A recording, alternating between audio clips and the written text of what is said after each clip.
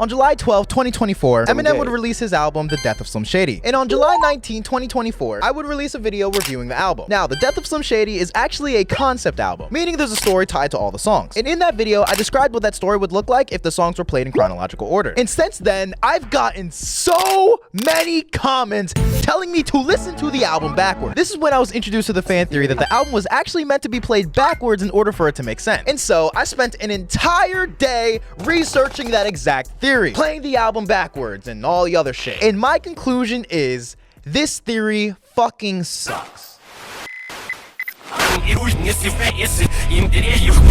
Alright, before I tell you guys exactly why I don't agree with this theory, I want to give you guys a little summary on everything. Like I said in the intro, the original storyline I covered in the last video was the story that I comprehended after listening to the album in the chronological order. And if you'd like a detailed analysis on that, you can watch the video right up here. I think this is the right side. But the story is that Slim Shady, Eminem's evil alter ego, has resurfaced after 10 years to essentially cancel Eminem in the modern day. He uses different tricks throughout the first half of the album to overtake Marshall's mind, like forcefully drugging him to spit a bunch of offensive bars, or psychological torture to get Marshall to bend to Shady's will. There are multiple sequences that seem to confirm that all of this is happening in Marshall's mind, hence the alarm clocks heard throughout the album. And then this all comes to a climax at Guilty Conscience 2, where Marshall is freed by Shady and directly addresses Shady and all the mishaps he's done to Marshall's mind, with the song ending in Shady's death. And then the rest of the album serves as a falling action to the story, Temporary being a letter for Haley after he's gone, and essentially builds us up to the eventual departure of Slim Shady, with the album ending with Eminem being lowered into his grave, shedding a final tear at the impact he left on the world. A really beautiful story. And like I said, this is the summarized version of that story, so I left out a lot of details. But it clearly has a conclusive start, a conclusive middle, and a conclusive end. Well, this album in reverse theory suggests that the story is actually flipped. Eminem is actually supposed to be the one dead at the end of the album, and Slim Shady is actually supposed to take over. Credit to the Redditors Carmen Vallone and Osalum1282 for summarizing this theory, along with Crypt for the great video on this exact subject. The story goes that Somebody Save Me, which is the outro to the album, is actually the intro. Since the song itself represents a timeline where Eminem never got clean off of the drugs, it serves as a foreshadowing to Marshall's death. And then the Guess Who's Back skit, which I learned was a character named Ken Kenneth, thanks for the thousands of corrections, plays into the return of the Slim Shady character. And then the song Toby represents an ideology that, you know, shit sometimes doesn't really go the way that you want it to, which goes along with the theme that Slim Shady starts to show up when things aren't going to plan. The song Bad One is then supposed to represent that Marshall's time here is done because of the lyric. 1 minute you're here, next minute you're gone. And then Temporary, now in this storyline, represents as Marshall's final letter to Haley, just like it did in the original storyline. But in this storyline, it represents the foreshadowing for his eventual death. And then Head Honcho is supposed to represent the creation of Slim Shady due to the references of the story of Ezekiel, with some lines referencing writing on the wall. Guilty Conscience 2 in this version of the album is no longer the climax. It now serves as an indication that everything we're hearing isn't just a dream. Like how I mentioned earlier, there's a lot of dream sequences in this album. And in this song, M supposedly wakes up from a nightmare, but Shady laughing after Paul hangs up basically confirms that Shady returning isn't actually a dream. And then the breaking news skit is actually extra confirmation that Slim Shady really is back. Shady then shows Marshall the state of the world after he's returned, which then leads into Houdini with Paul calling back, most likely after seeing the news telling M, good fucking luck. And then Houdini also serves as Shady's introduction back into the modern world. Hence why Marshall starts rapping like a blonde-haired version of himself, which is represented through the second half of the Houdini music video. Fuel is then supposed to serve as Marshall's final death call. The song ends with Eminem rapping, which then leads into Antichrist doing even more foreshadowing with lyrics such as, and then Evil is supposed to foreshadow Slim's eventual takeover. With the song starting with Marshall seemingly waking up in a bad mood, he begins to murder a bunch of things, as you do when you wake up in a bad mood, with lyrics such as, Brand New Dance then serves as a huge affirmation that Slim really is evil. So he makes an entire dance track to make fun of paralyzed Christopher Reeves. Right, yep. And then the Trouble skit serves as the climax to this story. Shady then forces Marshall to drink a drugged potion and then ties him up, with lines such as, little pussy, what's wrong? Thought you was dreaming, huh? It helps reaffirm the narrative from earlier that Shady's return really isn't a dream. He's here to take over Marshall's head, for realsy. This then goes into Habits, where Marshall's struggling with Slim for a bit until Shady forces Marshall to break his sobriety by forcing half a pill down his throat, you know, sharing a little bit of a pill, which then apparently leads to his fucking death, which then in Renaissance, Shady buries Marshall, which tells us that the shady takeover is complete. Now that Marshall's gone, he gets a whole song to spit as many offensive things as possible, which is all supposed to lead up to the unleashing of Slim Shady on the unannounced side B of the album. That's the theory. Now, let me give you my thoughts on it.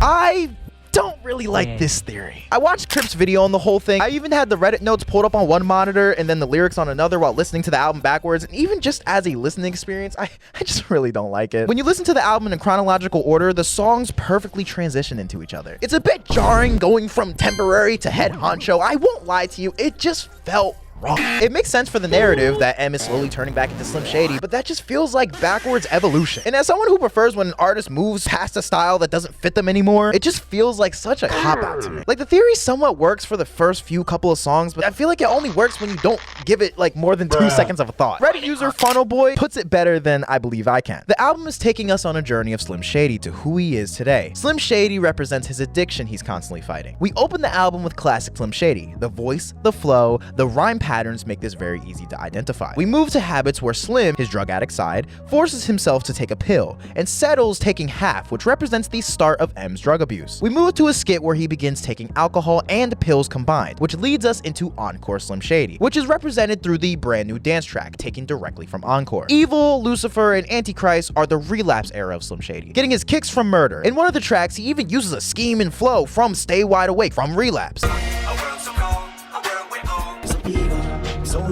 Houdini is where Eminem is now getting clean, but fighting with his addict self. The music video shows us this also. By Guilty Conscious 2, we have Recovery Eminem. He is now sober and can control his addiction. Slim Shady represents this by telling Eminem a lot of truths. How at one point, he made Eminem who he is. You know, his drug addiction made him that crazy rapper saying things we all laughed at. This is highlighted in the story by Eminem accepting what Slim is telling him. And once that happens, Eminem tells Slim to let me go. And Slim does this. Eminem then beats his addiction. The rest of the album is Eminem today. And by the end of the album, we have the What If song, Somebody Save Me, which is Eminem reflecting on what could have happened if he didn't beat his addiction. And listen, I didn't even put all the pieces together until I saw this Reddit post. And truthfully, this only strengthens the story for me. So taking this plot and applying it to the reverse theory makes this whole thing kind of crumble apart. By the time we get to Toby, the Slim Shady shadow can easily be explained as Shady reappearing because the demons from your addict past never truly go away. Shady is still haunting you, just as pills may do if you've once recovered from addiction. And if Shady represents his drug addiction, this can easily be explained away. Head Honcho referencing the story of Ezekiel also doesn't make any sense, especially when you read into the lyrics and realize the writing on the wall line has nothing to do with the story of Ezekiel. And the only time Ezekiel is mentioned in the song is when Eminem is talking about Easy Mill's real name. And then the laugh at Guilty Conscious 2 can easily be explained in the same way that we use Toby. Slim Shady is always going to be a part of Marshall. This easy explanation compared to the grasping at a fucking laugh to turn this into a Slim Shady is coming back, it's not a dream situation is absolutely fucking insane to me. And then on top of all of this, if you're gonna tell me that the sequence of M waking up, calling Paul, and laughing is supposed to be confirmation that Shady is actually alive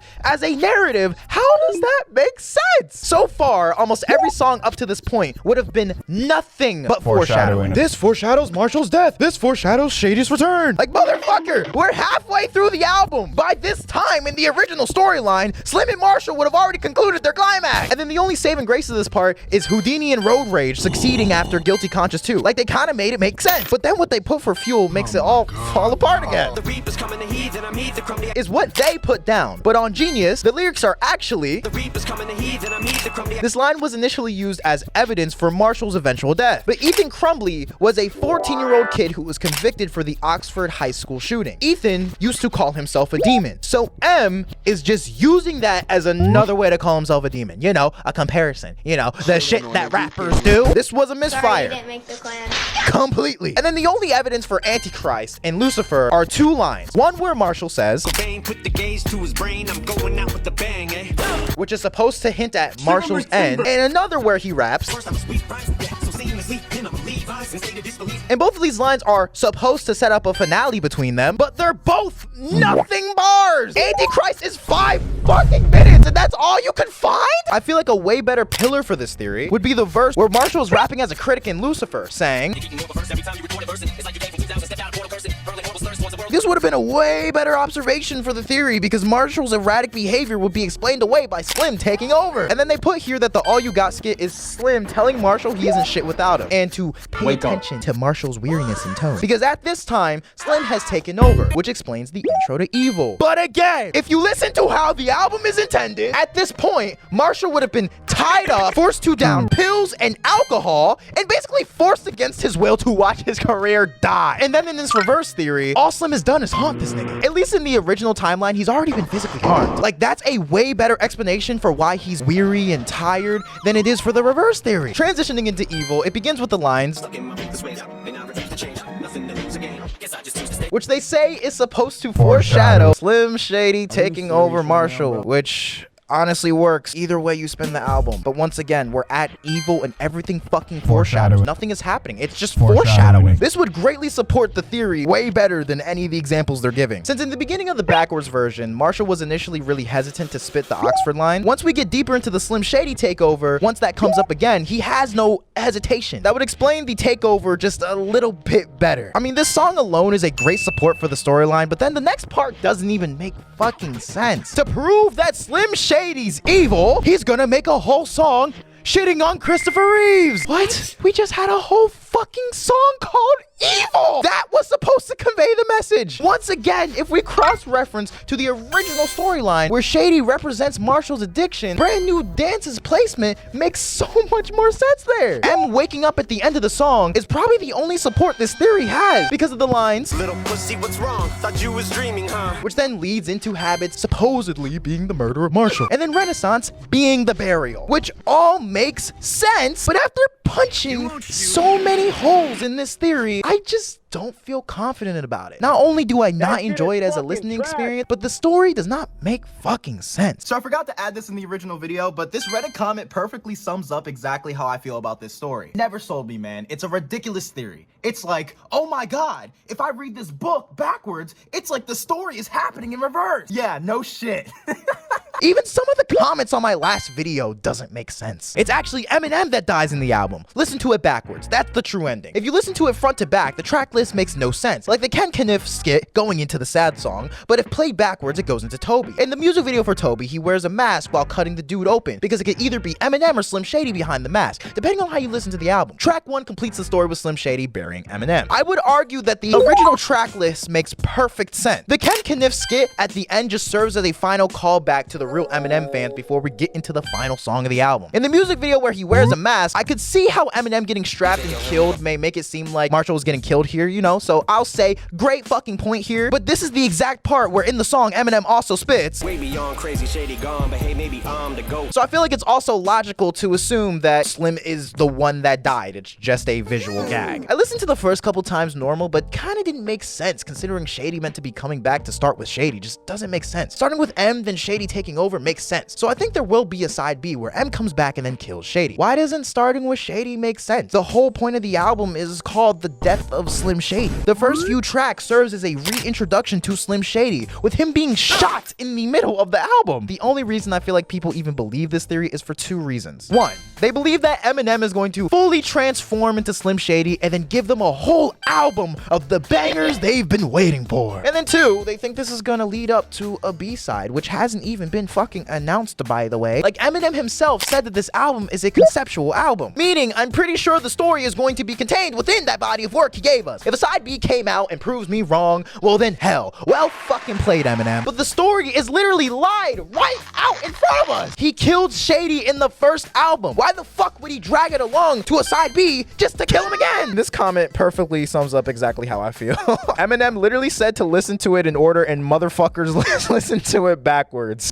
So in conclusion, it's a cool theory on paper, but I feel like in order to believe this theory, it takes away the message and great storytelling of the original story. The original story being about Eminem's journey battling Slim Shady, which represents his drug addiction. And then you have the backwards theory, which essentially just builds up into a side B, like a fucking soulless money cash grab sequel. All this theory does to me is just water down the original album in favor of a side B. Like, the album just works better as initially intended, in my opinion. And if a side B comes out and proves me wrong, once again, I will make a video about it. You have my word. But until then, fuck all the way off. Papa told me that it was too hungry, so I have to stick and let it eat his face though. I hit a lick on that fuck nigga bunk, I just flew to Cancun and I'm counting my peso. Walking this bitch with 2 dicks in my hand, so the op niggas thought I was working for Bank Bro. Never heard